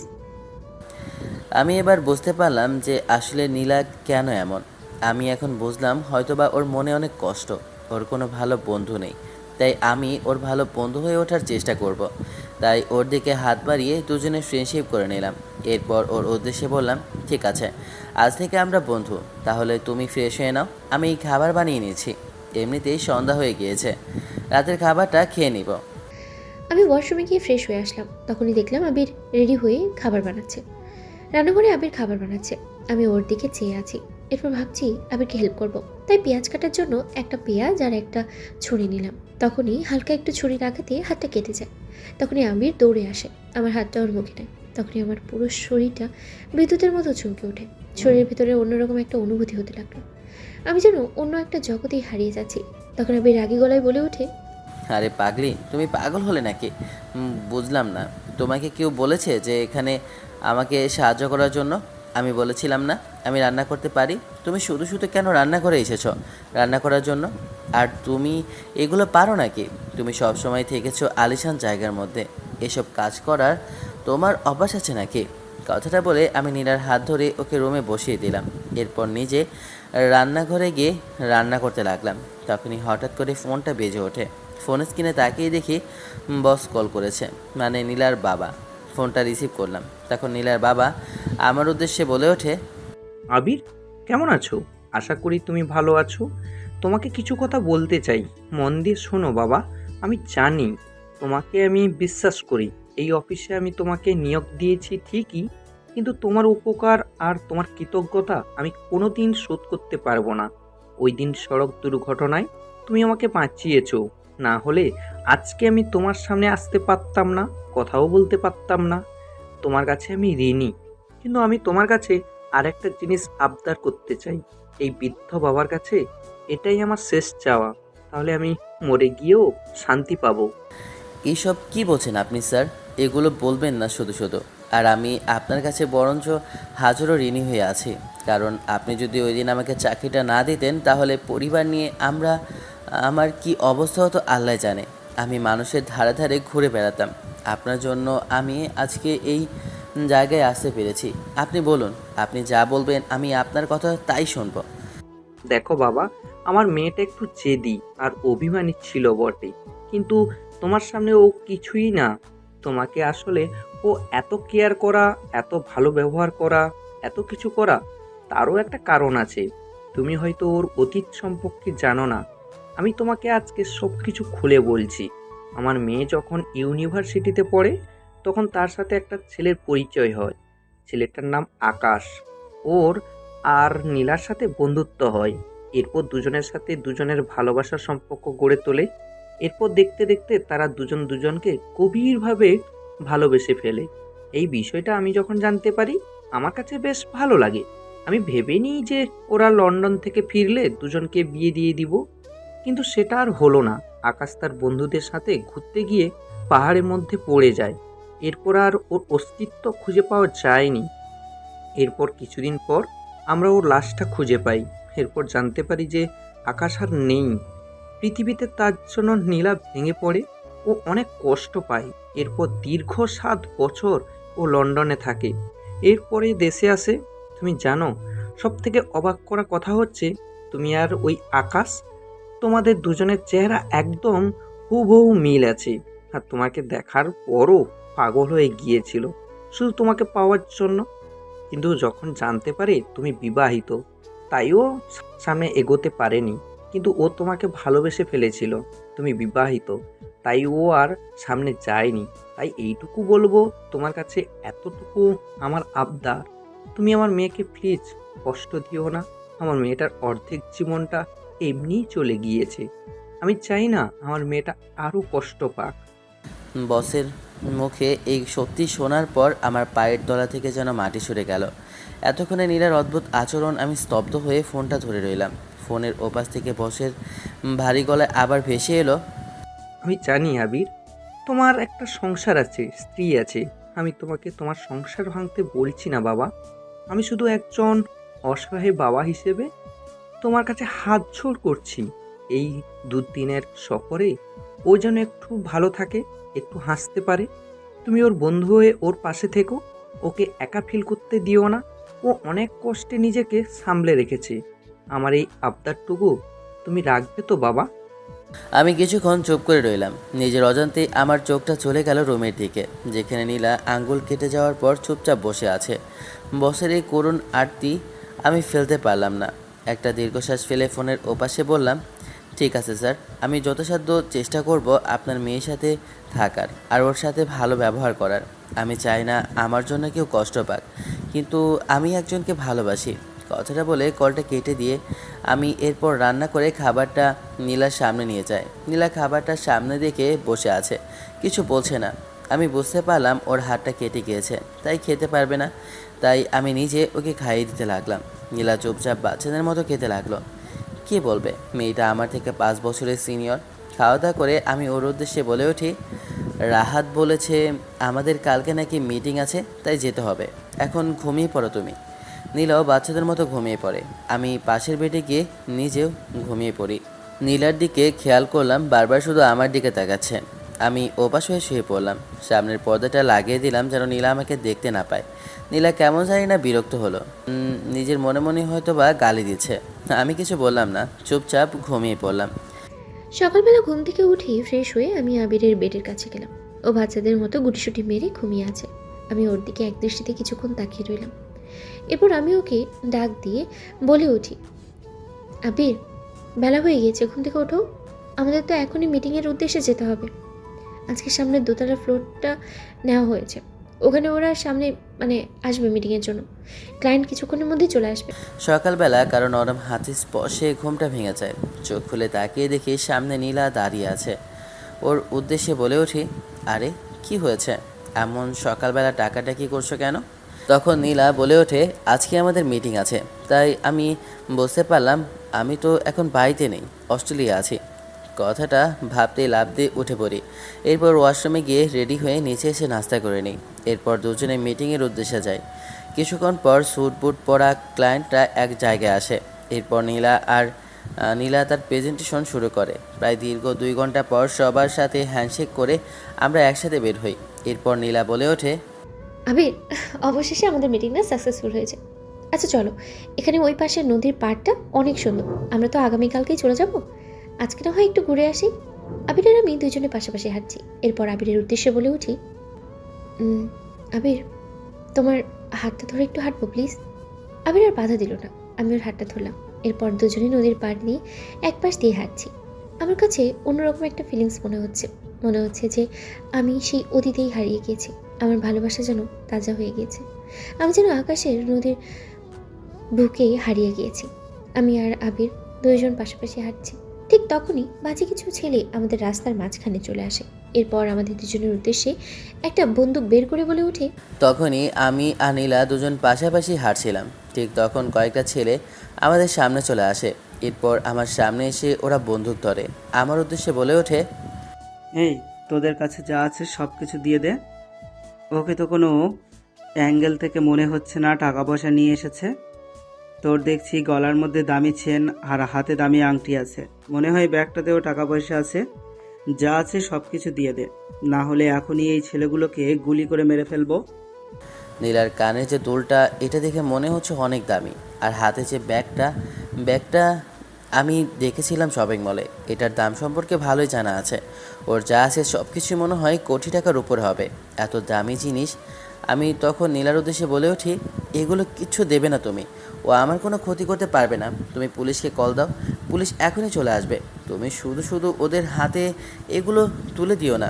তখনই আমাকে অবাক করে দিয়ে নীলা বলে ওঠে, চুপ করো তুমি। আপনারা যা চাইবেন আমি তাই দিয়ে দেবো। এই নেন, যা বলেছেন আমি তাই দিয়ে দেবো। কথাটা বলেই আমি সব কিছু খুলে দিলাম। এরপর ওদের উদ্দেশ্যেই বলে উঠলাম, প্লিজ আপনারা আবিরের কোনো ক্ষতি করবেন না। আপনারা যা চাইবেন আমি তাই দিব। তারপর প্লিজ আপনারা আবিরের কোনো ক্ষতি করবেন না। কথাটা বলে আমি আমার যা আছে ছেলেগুলোর হাতে দিয়ে দিই। ছেলেগুলো নীলার হাত থেকে এগুলো নিয়ে আমাকে ধাক্কা দিয়ে ফেলে দেয়। এরপর নীলাকে একটা ধাক্কা দিয়ে ছেলেগুলো পালিয়ে যায়। নীলা পড়ে যেতে লাগলে আমি নীলাকে ধরে ফেলি। নীলা আমার গায়ের উপর পড়ে যায়। আমি নীলাকে শক্ত করে জড়িয়ে ধরি যেন পড়ে না যায়। এরপর ওকে সাথে করে আমি বাসায় যেতে লাগলাম। বাসায় যাওয়ার পথে নীলা আমার পুরো শরীরটা ভালো করে দেখছে। আবার কোথাও কোনো অংশে আঘাত লাগেনি তো। মেয়েটা এত পাগল হয়ে গিয়েছে যে আমি বাধ্য হয়েছি। মেয়েটার এমন ব্যবহারে আমি মুগ্ধ হয়ে গেলাম। যে কেউ কারো জন্য এতটুকু কেমন করে করতে পারে। আমি ওকে বাসায় নিয়ে গেলাম। এরপর রুমে নিয়ে গিয়ে ওর উদ্দেশ্যে বলি, তুমি আমার জন্য কেন শুধু এত দামি জিনিসগুলো ছেলেগুলোর হাতে তুলে দিলে? আমার না হয় কিছু একটা হয়ে যেত, তাতে কি হয়েছে? তুমি এই জিনিসগুলো কেন দিয়ে দিলে? আমাকে অবাক করে দিয়ে নীলা আমার মুখে হাত দিয়ে বলে ওঠে, আবির, এসব কি বলছো তুমি? তোমার জীবনে চাইতে কি আমার এই সামান্য জিনিসগুলো দামি হয়ে গেছে? যদি এখানে আমার সব সম্পত্তিও চলে যেত, আমার সব কিছু চলে যেত, তারপরেও তো আমি তোমার কিচ্ছু হতে দিতাম না। তুমি কেন এসব কথা বলছো? আর এসব কথা কখনো বলবে না। আমি কিছু বললাম না, চুপ করে দাঁড়িয়ে রইলাম। নীলা তার রুমে গেল, আমি দাঁড়িয়ে রইলাম আমার রুমে। আমি বুঝতে পারলাম তাহলে কি ভালোবাসা এমন হয়? কাউকে ভালোবাসলে মানুষ এমনটা করতে পারে? আমি এখন বুঝতে পারছি ভালোবাসার কারণটা। ভালোবাসার মানুষকে কীভাবে অন্ধ করে দেয়। আমি যেমন অন্ধ হয়েছিলাম শ্রাবণীর প্রতি। ভালোবাসার মধ্যে টাকা পয়সা কিছুই আসে না। ভালোবাসা শুধু মন থেকে ভাসা যায়। কাউকে ভালোবাসতে টাকার প্রয়োজন হয় না। আমি এইসব কিছু ভাবছি আর নীলার সাথে কাটানোর সময়গুলো ভাবছি। এখন কেন জানি না নিজের চাইতে, এখন শ্রাবণীর চাইতে কেন জানি না নীলার প্রতি আমার আবেগটা আস্তে আস্তে বেড়ে যাচ্ছে। কিন্তু না, আমার ভালোবাসা তো শ্রাবণী। আমি কেন এসব ভাবছি? এগুলো না ভেবে আমি রান্নাঘরে গিয়ে রান্না করে দুজনের জন্য রাতের খাবার বানিয়ে নিয়ে আসি। এরপর নীলার সামনে খাবারটা দিই। নীলা খেতে লাগলো অনেক মজা করে, যেন খুব ভালো হয়েছে। তখন নীলা আমার উদ্দেশ্যে বলে ওঠে, আর আবির, তোমার হাতে কিন্তু জাদু আছে। তোমার খাবার খুব ভালো হয়, তুমি খুব ভালো করে রান্না করতে পারো। তখনই আমার নাকে একটু খাবার লেগে যায়। আলতো করে আবির আমার নাকের খাবারটা মুছে দেয়। আমার কাছে বেশ ভালো লাগে। আবিরের এমন ব্যবহারে আমি যেন আবিরকে আরও বেশি করে ভালোবাসতে বাধ্য হয়েছি। এরপর কবে যে 2 দিন পার হয়ে গিয়েছে নিজেও জানি না। এরপর দুজনে দেশে চলে আসি। আবিরকে শপিংয়ে নিয়ে যাই। ওর জন্য অনেক কিছু শপিং করে দিই। ও নিতে চায়নি, তারপরে অনেক জোর করে আমি ওর হাতে ধরিয়ে দিই। এরপর আবির নিজের বাসায় চলে যায়। আমি রুমে শুয়ে শুধু আবিরের কথাই ভাবছি। ওর কথা ছাড়া আমার আর কিছুই ভালো লাগে না। আমার শুধু চাই, আমি আবিরকেই চাই যে কোনো কিছুর বিনিময়ে। আমি আর বাসায় থাকতে পারলাম না। আমি আবিরের বাসায় চলে গেলাম। আবির নেই, হয়তোবা এখনও অফিসে গিয়েছে। আমাকে বাসায় আসতে দেখে আবিরের স্ত্রী এগিয়ে আসে, দৌড়ে এসে আমার উদ্দেশ্যে বলে ওঠে, তখনই খেয়াল করলাম বাসার মধ্যে আবিরের ম্যাডাম, মানে আবিরের অফিসের বস এসেছে। আমি তার কাছে গেলাম, সালাম দিলাম। ওনার উদ্দেশ্যে বললাম, আরে ম্যাডাম, আপনি আমাদের বাসায় হঠাৎ করে? আবির তো অফিসে গিয়েছে, কিন্তু আপনি এখানে কার কাছে এসেছেন? শ্রাবণী, আমি তোমার কাছে এসেছি, আবিরের কাছে না। আমি তোমার কাছে একটা জিনিস নিয়ে এসেছি। যদি তুমি এটা করে দাও তাহলে আমি তোমাকে সব কিছু দেবো। মানে কি বলছেন ম্যাডাম? আমি আপনার কথা কিছুই বুঝতে পারছি না। কি বলছেন আমাকে একটু খুলে বলুন তো। শ্রাবণী, আমি জানি তোমার কিসের অভাব, তোমার টাকার, তাই না? কিন্তু আমার অভাব কিসের জানো? আমার ভালোবাসা। তুমি যদি আবিরকে আমার কাছে ছেড়ে দাও তাহলে আমি তোমাকে আমার সব কিছু দিয়ে দেবো। কথাটা শোনার পর শ্রাবণী রেগে গিয়ে বলে ওঠে, কি বলছেন আপনি? আমি আপনার সাথে তো শুধু একটা স্বাভাবিক সম্পর্ক বজায় রেখেছি, কারণ আপনি আবিরের বস, তার জন্য। কিন্তু আপনি আমার বাসায় এসে আমাকে এসব কথা বলতে পারেন না। আবির আমাকে খুব ভালোবাসে, আর ওর ভালোবাসাই আমার কাছে অনেক কিছু। আমি চাই না এসব। শ্রাবণী, তুমি যা বলছো বলো, কিন্তু তুমি এই সুযোগটা জীবনে আর কখনো পাবে না। বড়লোক হওয়ার একটা বড় সুযোগ তোমার কাছে এখন এসেছে। তুমি যদি আবিরকে ছেড়ে দাও তাহলে আমি তোমাকে 100 কোটি টাকা দেবো। আমি তোমার নামে একটা রেস্টুরেন্ট লিখে দেবো। তুমি সারা জীবন বসে বসে খেতে পারবে। তোমার জীবনে সব কিছু হবে। তোমাকে আমি বাড়ি দেবো, গাড়ি দেবো, সব কিছু দেবো। শুধু তুমি একটা জিনিস করবে, সেটা হচ্ছে গিয়ে এই ডিভোর্স পেপারে সাইন করে দেবে, তাহলেই হবে। শুধু তুমি আবিরকে মুক্তি করে দাও। এত টাকা, এত কিছু দেখে আমি আর নিজেকে ঠিক সামলাতে পারলাম না। ঠিক আছে, আমি আপনার শর্তে রাজি। পৃথিবীতে টাকা ছাড়া অন্য কিচ্ছু নেই। ভালোবাসা তো সব জায়গায় পাওয়া যায়। এই সস্তা ভালোবাসা দিয়ে আমি কি করব? আমার টাকার প্রয়োজন। টাকা হলে সব কিছু করতে পারবো। আমি আবিরকে ছেড়ে দেবো। কথাটা বলে শ্রাবণী ডিভোর্স পেপারে সাইন করে দেয়। কাগজটা হাতে নিয়ে আমার মুখে এক অদ্ভুত হাসি রেখা ফুটে ওঠে। যে আবিরকে আমি এতদিন ধরে নিজের মনের ভেতরে আগলে রেখেছিলাম, যাকে আমি তার হারিয়ে যাওয়া আকাশের প্রতিরূপ মনে করি, তাকে পাওয়ার পথের সবচেয়ে বড় বাধাটা এত সহজেই দূর হয়ে যাবে সেটা আমি ভাবতেও পারিনি। টাকার লোভ যে মানুষকে আবেগে এভাবে ধুয়ে মিশিয়ে দিতে পারে, তা দেখে আমি এক মুহূর্তের জন্য মনে মনে শ্রাবণীকে অবজ্ঞা করছি। এত ভালোবাসার পরও ও এটা দিল তাকে। কিন্তু তার চেয়েও বড় স্বস্তি পাই এই ভেবে যে আবির এখন শুধুই আমার হতে চলেছে। ডিভোর্স পেপারটা নিজের ব্যাগে সাবধানে রেখে আমি শ্রাবণীর দিকে তাকিয়ে শীতল গলায় বলে উঠি, আমি এখন আসি, তুমি পেপারটা ওকে দিও। এই নাও তোমার চেক আর রেস্টুরেন্টের কাগজপত্র। আজ থেকে আবির সম্পূর্ণ আমার। আজকে অফিসের মধ্যে ম্যাডাম আসেনি, মনে হয় অসুস্থ, তাই আমি আর নীলার জন্য অপেক্ষা করিনি, নিজে নিজের কাজগুলো শুরু করলাম। অফিসে এসে বাসার উদ্দেশ্যে রওনা দিই। কিছুক্ষণ পর বাসায় এসে পৌঁছাই। বাসায় এসে দেখি সব কিছু এলোমেলো। আম্মু বসে আছে, বুঝতে পারলাম না। আমি কাছে যেতেই আম্মু আমাকে জড়িয়ে ধরে। এরপর কান্নার স্বরে আম্মু আমার উদ্দেশ্যে বলে ওঠে, বাবা, তোকে কি বলবো আমি? শ্রাবণী নাকি এই বাসায় থাকতে চায় না। ওর নাকি এখানে থাকতে আর ভালো লাগছে না। ও নাকি চলে যাবে। ওর সাথে, আমার সাথে কত বাজে ব্যবহার করেছে ও। আমি কিছুই বুঝলাম না। আমি শ্রাবণীর কাছে গেলাম। রুমে গিয়ে দেখি সব এলোমেলো। ওর দুটো ব্যাগ গুছিয়ে রেখেছে। বাসায় কিছুই নেই, সব কিছু ব্যাগের মধ্যে মনে হয় ভরে রেখেছে। কিছুই তো বুঝলাম না। আমি শ্রাবণীর কাছে গেলাম, ওর উদ্দেশ্যে বলে উঠি, শ্রাবণী, এইসব কি? আম্মুর চোখে পানি, আর তুমি এইসব গুছিয়ে কোথায় চলেছ? আর হয়েছেটা কি বুঝলাম না। আজকে আমি অস্ট্রেলিয়া থেকে এসেছি, আর এসে সকালে অফিসে চলে গিয়েছি, আর আমি তো বুঝলাম না এর ভিতরে কি হয়েছে। তাহলে এভাবে এগুলো গুছিয়ে রেখেছো কেন? তখনই দীর্ঘ একটা নিঃশ্বাস ফেলে গম্ভীর গলায় স্পষ্টভাবে আমার উদ্দেশ্যে বলে ওঠে, আবির দেখো, তোমার সাথে এতদিন সংসার করেছি, কিন্তু এই এতদিনে তুমি আমাকে কি দিয়েছো? কিচ্ছু না। শুধু তোমার এই সস্তা ভালোবাসা ছাড়া আমি আর কিছুই পাইনি তোমার কাছ থেকে। আমি আমার কোনো শখ তোমার কাছে পূরণ করতে পারিনি। এই ভালোবাসার কোনো দাম নেই। আমি তোমাকে কখনো ভালোবাসিনি। আমি শুধু চেয়েছি আমার স্বপ্নগুলো পূরণ করতে, কিন্তু তুমি আমার কোনো স্বপ্নই পূরণ করতে পারোনি। তাই আমি একটা বড় সিদ্ধান্ত নিয়েছি। আমি আর তোমার সাথে থাকতে চাই না, আর সংসার করতে চাই না। আমি চলে যেতে চাই। তাই এই নাও ডিভোর্স পেপার। শ্রাবণী, এমন কেন করছো? তুমি অভিমান করছো, তাই না? তুমি যা বলবে তাই করব, তোমার সব কথা শুনবো।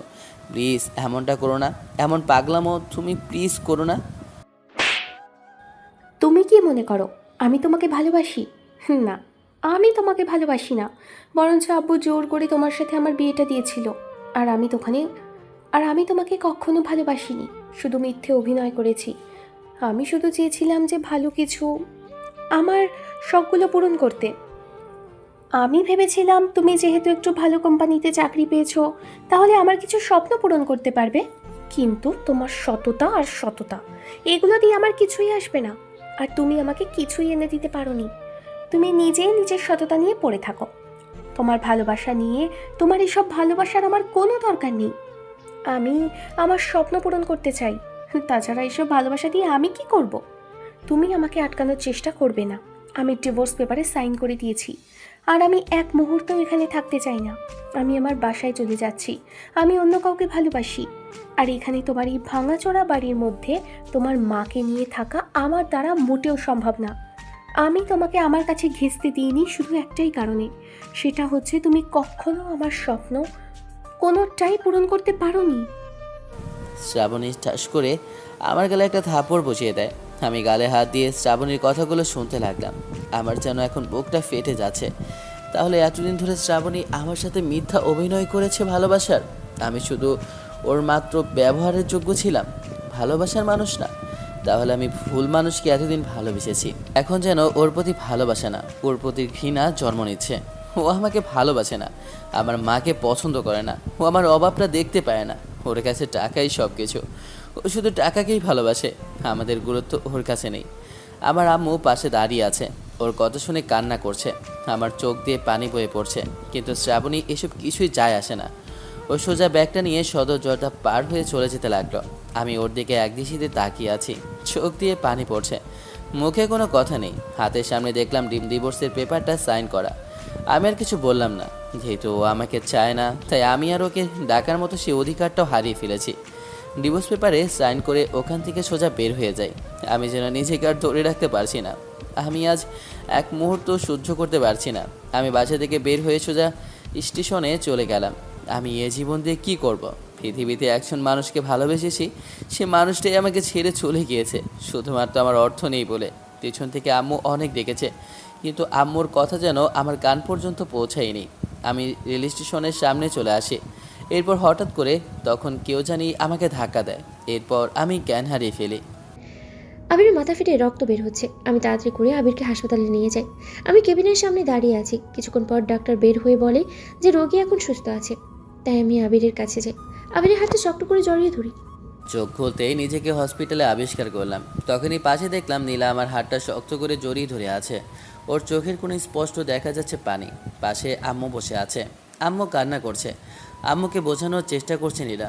বেশ বুঝতে পারছি আমার জ্ঞান ফিরেছে এটা দেখে। তখন আম্মু একটু স্বস্তি পায়। এরপর আম্মু বাইরে চলে যায়। তখন নীলা আমার উদ্দেশ্যে বলে ওঠে, তুমি চুপ করেছো?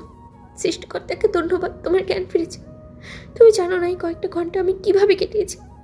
তোমার এই অবস্থা আমি আর সহ্য করতে পারছি না। যে তোমাকে বোঝে না, যে তোমার ভালোবাসার মর্যাদা দিতে পারে না, তার জন্য তুমি নিজের জীবনটা এভাবে শেষ করে দিতে পারছিলে কেন আবির? কেন? তোমার পাশে কেউ না থাকলেও আমি তো আছি। আমি তোকে কখনো একা হতে দেবো না, কখনো না। আপনি শুধু শুধু আমাকে কেন বাঁচাতে গেলেন বলেন? জীবনে একজনকে ভালোবেসেছি আর সেই মানুষটাকে হারিয়েছি। আমি আপনার ভালোবাসার মর্ম দিতে পারবো না।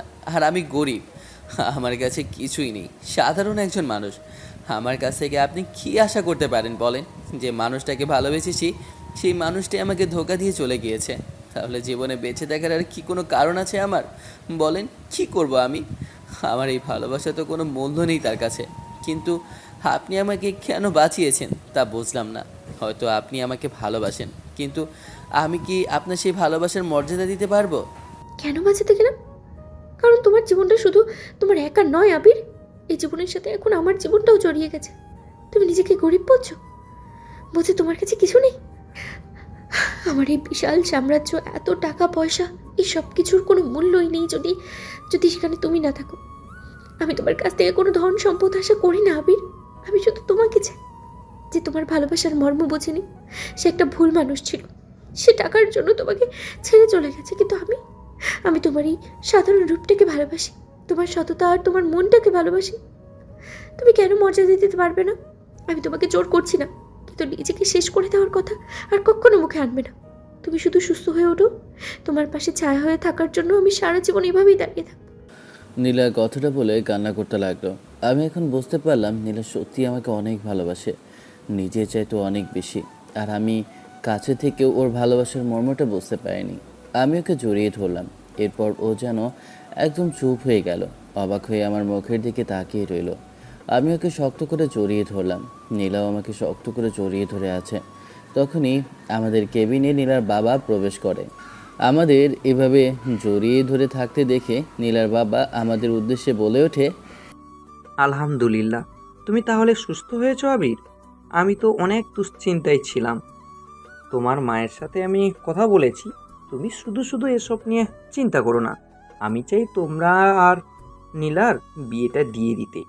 আমি চাই তোমরা অস্ট্রেলিয়ায় চলে যাও। তোমার মা সহ আমার অস্ট্রেলিয়ায় ব্যবসা আছে, ওখানে দেখাশোনা করবে তোমরা। আমি এটাই চাই। তোমার মাও একই মত, তাই আমি আগামীকালকে তোমাদের বিয়েটা দিতে চাই। আমি আর কিছু বললাম না, না বা হ্যাঁ কিছুই বললাম না। আমি আমার উপর সব ছেড়ে দিলাম। এরপর দেখতে দেখতে আমার আর নীলার বিয়েটা সম্পন্ন হয়ে যায়। আমি দাঁড়িয়ে আছি ছাদের ওপর। তখন আমার পেছন থেকে আমার বন্ধু রাহাত ডাক দিয়ে বলে ওঠে, কিরে আবির, এভাবে একলা একলা ছাদে রেলিং ধরে কি ভাবছিস? আজ তোর জীবনের এত বড় একটা দিন। নীলার মতো একটা মেয়ে তোকে এতটা ভালোবাসে, তোকে নিজের করে নিল, আর তুই এখানে এসে গম্ভীর হয়ে দাঁড়িয়ে আছিস। অতীতকে এবার ভুলে যা ভাই, সামনে নতুন জীবন তোর জন্য অপেক্ষা করছে। হয়তো তুই কথাটা ঠিক বলেছিস, কিন্তু এখন আফসোস হয় যে শুধু ভুল মানুষকে আমি ভালোবেসেছি। ভালোবাসলে সে কখনো কাউকে ছেড়ে যায় না। নীলা আমাকে সত্যিই ভালোবাসে। আমি এতদিন ওর ভালোবাসা বুঝতে পেরেছি, আর আমি চাই না ওকে কষ্ট দিতে। আমিও আমার ভালোবাসা দিয়ে ওকে আগলে রাখতে চাই। কথাটা বলে আমি নিজের রুমে প্রবেশ করলাম। রুমে প্রবেশ করতে নীলা আমার পা ধরে সালাম করে। আমি ওকে বুকে জড়িয়ে নিলাম।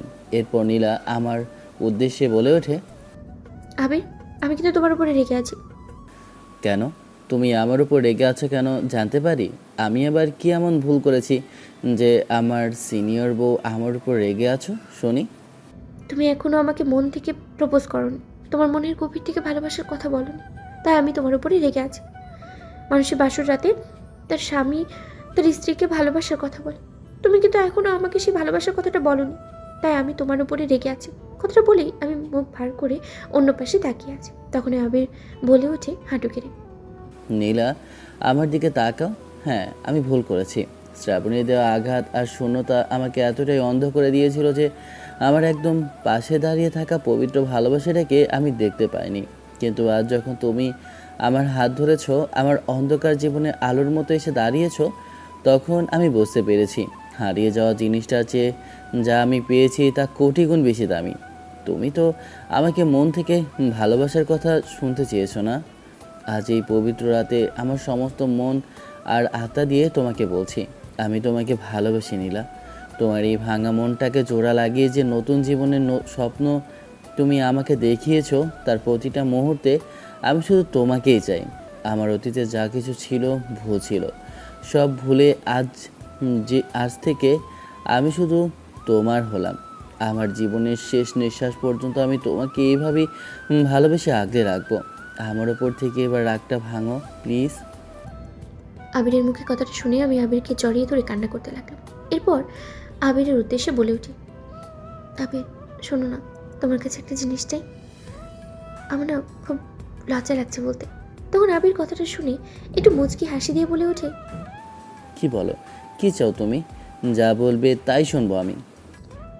না মানে আমার না একটা বেবি চাই। কথাটা বলে আমি আবিরের বুকে মুখটা লুকিয়ে ফেললাম। আমার কথাটা শুনে আবির বলে ওঠে, তাই নাকি? আমার সিনিয়র বউয়ের এই স্বপ্ন তাহলে আমাকে পূরণ করতেই হবে। যা ভাজিছিলাম, আমাকে লজ্জা লাগে না? এভাবে কেউ বলে নাকি? আমার অফিসের সিনিয়র বসের দেখি লজ্জাও আছে, তাহলে তো একটু দেখতেই হয় কেমন। আই ফাজা, এসব কি বলছো? আমি তোমার সিনিয়র। তাহলে দেখি তুমি কেমন সিনিয়র। কথাটা বলে আমি নীলার সামনে দিতে লাগলাম। নীলা এটা দেখে পা পিছনে দিতে লাগলো। এরপর এক সময় নীলের সাথে পিঠ ঠেকে যায়। এরপর আমার উদ্দেশ্যে বলে ওঠে, এই দুষ্ট জুনিয়র পর এভাবে সামনে আসছো কেন? তোমার কি লজ্জা করে না? আমি তোমার সিনিয়র। লজ্জিত করছি? কি করবো বলো, লোভ সামলাতে পারছি না। তোমার পেটের নাভির পাশে যে একটা তিল আছে আর ঠোঁটের পাশে তিলটা, আমি আর নিজেকে কন্ট্রোল করতে পারলাম না। কথাটা বলে আমি নীলা ঠোঁটে কিস করে দিলাম। নীলাও আমাকে পাগলের মতো কিস করতে লাগলো। আমাদের দুটি মনের মিলন হলো। কীভাবে কি হলো তা না হয় আপনারা নাই জানলেন। আমরা দুজন এখন হানিমুনে অস্ট্রেলিয়া আছি, আমি আর নীলা। এই নতুন জীবনে আপনারা আমাদের জন্য দোয়া করবেন। গল্পটা কেমন হয়েছে অবশ্যই জানাবেন। ধন্যবাদ।